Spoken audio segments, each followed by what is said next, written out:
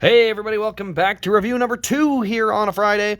We are taking a look at Denny Hamlin's 2022 Richmond race win. This is the first win of the season for him, and I believe it was his... God, did he only win 2 races last year? He might have. I can't remember if he won any in the playoffs. Had a great season, honestly, overall. Top 5 really in points, or top 10, I should say, in points, I think, by the time the season was over, considering he had to rebound from almost 30th in points from the really rough start he had. But, yeah, won 2 races at least. Should have had Pocono. Obviously, he had a little thing there that gifted the win over to Chase Elliott. I ain't complaining. But, yeah, let's go ahead and start, though, with our box before we dig in too far. And we have our standard elite box with the race win sleeve. So we've got all those details. Soon we'll have our boxes fixed. One of 150 elites, so not a ton of elites out there for this car. Kind of surprising how low the production number was. That's a pretty low number for an elite even. Only 150, that's pretty small. Now, this car comes with a couple of things. Comes with a card insert here, Toyota Owners 400, April 3rd, 2022. Go to the back of the card here, and you can see he led laps led by the winner. One time for 5 laps. That's the only time I've heard that. So led the last 5 laps of the race. 400 total laps, started 13th and won by half a second. This race also, I'll get you the winner sticker right there, and then we'll show the race win pin, or the race pin for the event. And then I'll go into the race a little bit. So there's the official Toyota Owners 400 pin. You can find that at rasdiecast.com. I have the pin for that one on the website. So let's go ahead now and get a nice close look at the race car itself. This was actually one of the really underrated races of the year. A lot of people don't remember this race, and it's sad because it was such a great strategy race. The biggest problem was Fox did a horrible job of covering it. I was watching the lap times. As you guys know, when I stream, I watch the lap times. Well, guess what? I've always watched races like that. And here's what I saw. I saw from like 50-some laps to go when Hamlin and Harvick pitted. And I was looking at their lap times, and I'm saying, oh, they're going to catch the leaders.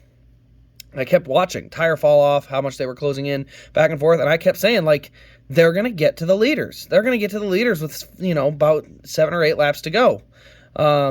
And I was watching it, and I just kept watching it get closer and closer and closer and closer. And sure enough, 5 to go. Denny Hamlin's there with fresh tires. Walks right on by. Harvick right behind him, about a half a second back. And these 2 cars on fresh tires just get by the leaders and run off and go finish first and second. And Fox didn't touch on Denny Hamlin until he was literally up there battling for the lead. They were just like, oh, by the way, here's Denny Hamlin. He's got some fresh tires, and now he's in the lead. It's like, really, guys?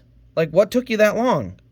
So I had to do a little rant because this race, unfortunately, is very underrated in my opinion, and it's a lot, massive chunk of it has to do with the broadcast failing to do their job, which is to tell the viewer the story of the race. Now, anyway, now that we're done with that, let's get into the Diecast review, because this is a race that I very passionately defend. I think Richmond put on a great race in the spring, and a lot of people said it was boring and dull, and I think it is not the race's fault. It's the people bringing you the racing for not explaining to you, the viewer, what's happening. But anyway, we got a good bit of rubber buildup here on that left front corner. We got number 11. We've got FedEx, Sport Clips, a little bit of buildup there. But you can see it's a white car here on the side, so you can see fuel spillage, a little dent, a lot of rubber buildup, some confetti. So we got plenty of dirt on here. You can see even on the tire, we've got a couple of marks or just kind of spots where the tire's rubbed, and you can see the sidewall rubbed out in a little bit. Number 11 up here on the roof. Roof flaps do pop open there. You can see the red, white, and black Toyota colored confetti. We got FedEx there. We got FedEx Express there on the roof. And then here on the hood, we also have FedEx Express. There's the 2 little hood vents. Going to the back of the car here, you can see we got HBCU, historically black colleges and universities. Not sure what that means, unless it's like, I think I know what it is. It's those colleges that were like originally founded on segregation, but had that kind of deep-rooted tradition, which is really cool because deep-rooted traditions are like kind of like Notre Dame. It's a deep-rooted tradition at Notre Dame that goes way back, and that's always kind of cool. So I guess I see what that is now. Here you can see you got Toyota. You got the 2 orange stripes as well as the diffuser. DIN number is number... Oh gosh, DIN number 10. We're 1 off. Huh, look at that. DIN number 10. You can see the mark here on the right side. A little bit of just kind of some wall scrape there. You got FedEx. We got number 11. Goodyear over here on the right front fender. And then you can see all the buildup there on the right front corner of the nose here. A little bit there on that right rear, but not much. You can see Toyota TRD on the rocker box, along with that tape for where the jack goes. Posable front wheels, functioning rear and front suspension. Opening trunk, which you really can't see, unfortunately. And we do have the opening hood as well that shows the engine detail. I don't normally go into that if I don't have any good reason to, which, unfortunately, we haven't seen a lot of engine changes in the last little bit, so not much to show there. But yeah, overall, the car has a really, honestly, a good raced version look to it. It's not too heavy on the confetti or anything like that. Obviously, having the pin with it is always something I love to have. I think the pin makes it just kind of neat to have that logo from the race kind of with the car. So, but overall, it's a pretty solid race one. I'd put it right on the average step, right alongside of the Alex Bowman car that we did earlier today. I think both of these cars are very similar. Obviously, I think it comes down to preference if you like the Bowman car or the Hamlin. I personally like the Hamlin car a little bit better as far as the race detail, but I think they're both in that about average to maybe slightly above average. There are so many good race wins this year, though.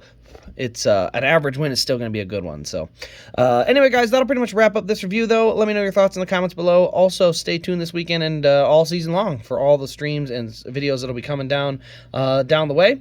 But other than that, guys, this has been Race Craze. Thank you all for watching, and we will see you in the next Diecast review.